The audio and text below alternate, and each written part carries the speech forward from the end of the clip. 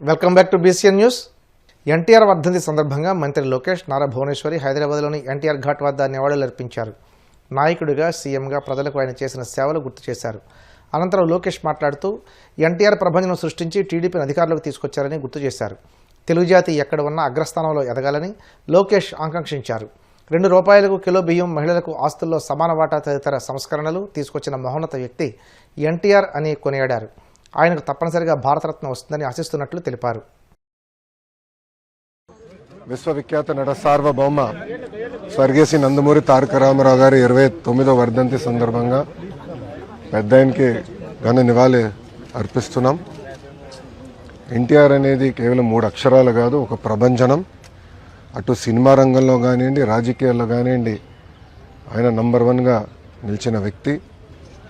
సినిమాలో మనం ఒకసారి చూస్తే, ఆయన చరిత్రగాను ఒకసారి చూస్తే అన్ని రకాల సినిమాలు ఆయన చేశారు, ఒక మార్క్ అనేది నిలబెట్టారు.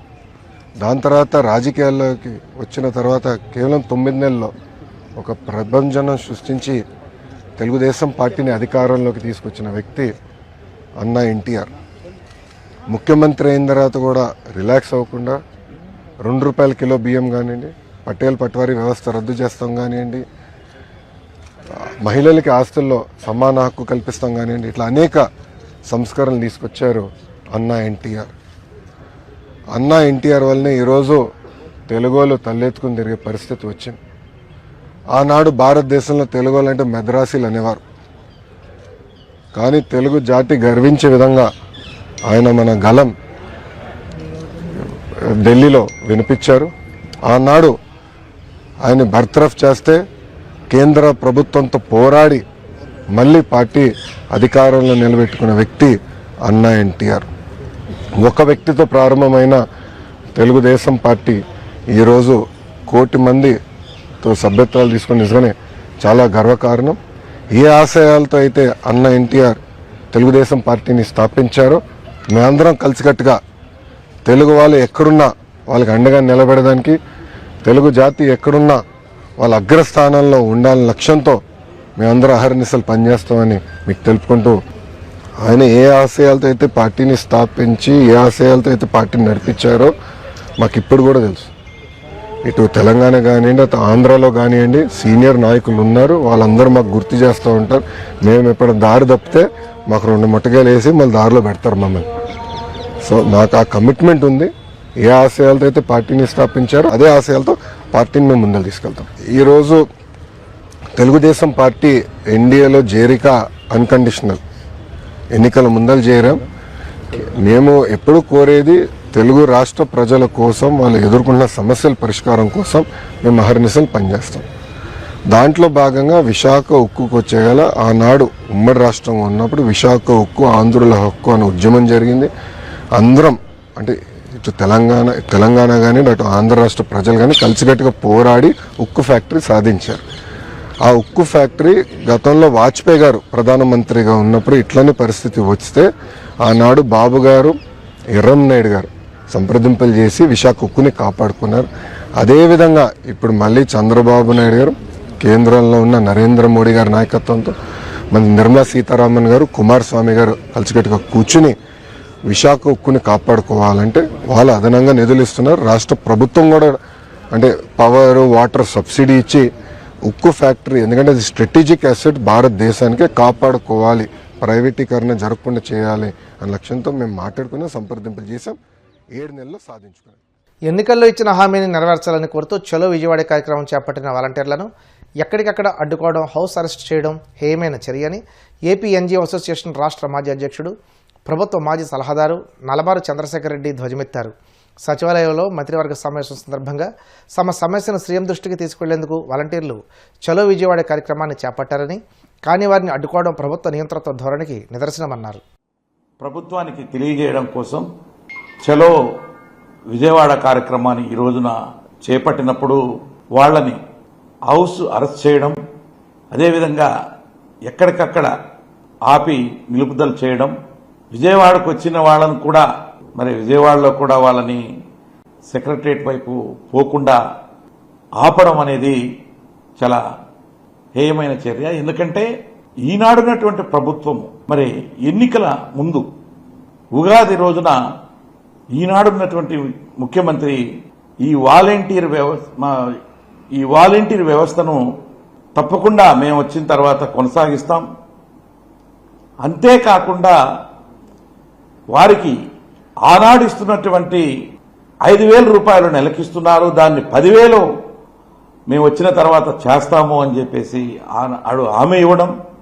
తదనుగుణంగా మరి అందరూ ఈనాడున్నటువంటి ముఖ్యులు ఎవరైతే ఈ కూటమి ప్రభుత్వంలో ఉన్నారో ముఖ్యమంత్రి కానీ డిప్యూటీ సీఎం కానీ అదేవిధంగా లోకేష్ గారు కూడా చాలా సభలలో వాళ్ళు ఎన్నికల సమయంలో వాలంటీర్ వ్యవస్థని కొనసాగిస్తాం, వాళ్ళ యొక్క ఏదైతే 5,000 ఇస్తున్నారో దాన్ని 10,000 చేస్తామని చెప్పేసి వాళ్ళకి ఆశ పెట్టి దాన్ని మేనిఫెస్టోలో కూడా పొందుపరచడం కూడా జరిగింది. మేనిఫెస్టోలో అయితే ఆశతో ఏదైతే చిన్న తరగతి ఉద్యోగస్తులు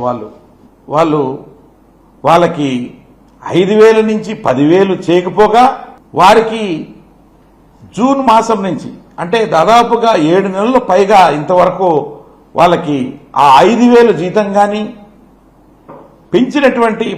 పెంచుతామని చెప్పినటువంటి ఆ యొక్క 10,000 కూడా ఇంతవరకు ఇచ్చినటువంటి దాఖలాలు లేవు. అయితే వాళ్ళతో మరి పని కూడా చేయించుకోవట్లా, వాళ్ళని ఉద్యోగాల్లో కూడా అలో చేయట్లా. సరే, ముఖ్యమంత్రి గారి దృష్టికి ఈరోజు తీసుకొచ్చి ఆ కేబినెట్లో దీని మీద డిస్కస్ చేసేదానికి ఆస్కారం ఉండేటట్టుగా తెలియజేయాలనేటువంటి ఉద్దేశంగా చలో విజయవాడ కార్యక్రమాన్ని వాళ్ళు ఈ రోజున పెడితే దాన్ని ఆపడం అనేది మాత్రం చాలా అమానుషం.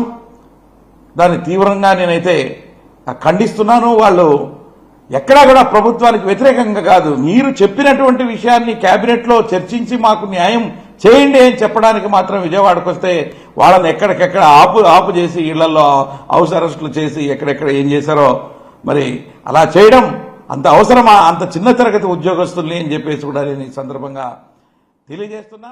రాష్ట్ర ప్రభుత్వ మార్గదర్శకాల ప్రకారం జిల్లాలో ప్రతి నెల 3వ శనివారం స్వచ్ఛ ఆంధ్ర స్వచ్ఛ దివాస్ కార్యక్రమం సక్రమంగా నిర్వహించేందుకు ప్రణాళిక ప్రకారం కృషి చేయాలని కాకినాడ జిల్లా కలెక్టర్ షణ్మోహన్ సగిలి అధికారులను ఆదేశించారు.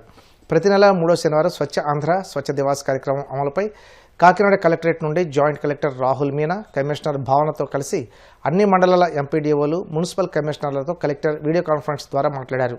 ఈ సందర్భంగా స్వచ్ఛ కాకినాడ జిల్లా రూపొందించడంలో తీసుకోవాల్సిన చర్యలను అధికారులకు వివరించారు. అలాగా ఆల్ డిపార్ట్మెంట్స్ ని దీనికి ఇంక్లూడ్ చేయడం జరుగుతుంది. సో నాకు సంబంధం లేదనే ఆఫీస్ ఉండాలి ఈ క్వశ్చన్. అంతే కదా, ప్రతి ఒక్కరికి ఒక ఆఫీస్ ఉండాల్సిందే.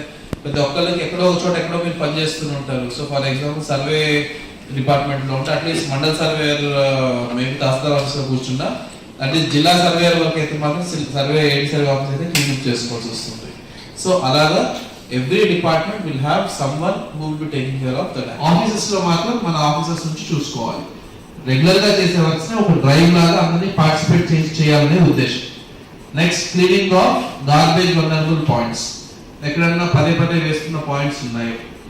కాకినాడ చుట్టూ కూడా చాలా ప్లేస్ లో ఈ కెనాల్స్ చుట్టూ వేస్తున్నాం. Some penalty plus awareness. I'm not looking at friendly administration గురించి చూడట్లేదు. It has to be send with strong message first thing.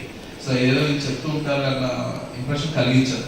Let us take a stringent action if someone is violating and we will stand behind it. ఇసుక రీచ్ల కోసం టెండర్లలో Janasena TDP నేతలు సాక్షాత్తు collectorate ఆవరణలోనే తలపడ్డారు.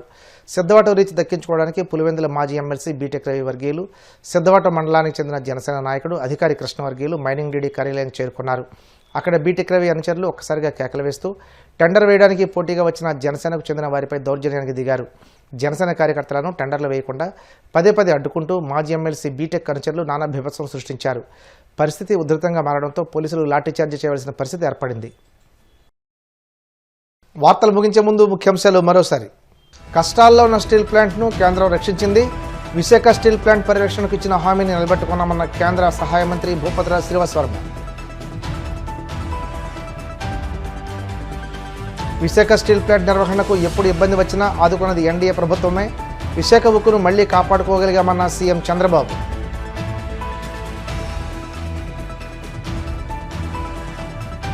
తెలుగుదనానికి ప్రతిరూపం ఎన్టీఆర్. దివంగత మాజీ ముఖ్యమంత్రి ఎన్టీఆర్ వర్ధంతి సందర్భంగా నివాళులర్పించిన మంత్రి నారా లోకేష్.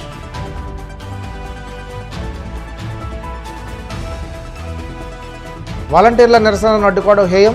కూటమి ప్రభుత్వ తీరుపై ప్రభుత్వ మాజీ సలహాదారు నలమారు చంద్రశేఖర్ రెడ్డి ధ్వజం. ఈ వార్తలు ఇంతటితో సమాప్తం. మరిన్ని వార్తల కోసం BCN digital YouTube channel, Facebook page follow అవ్వండి.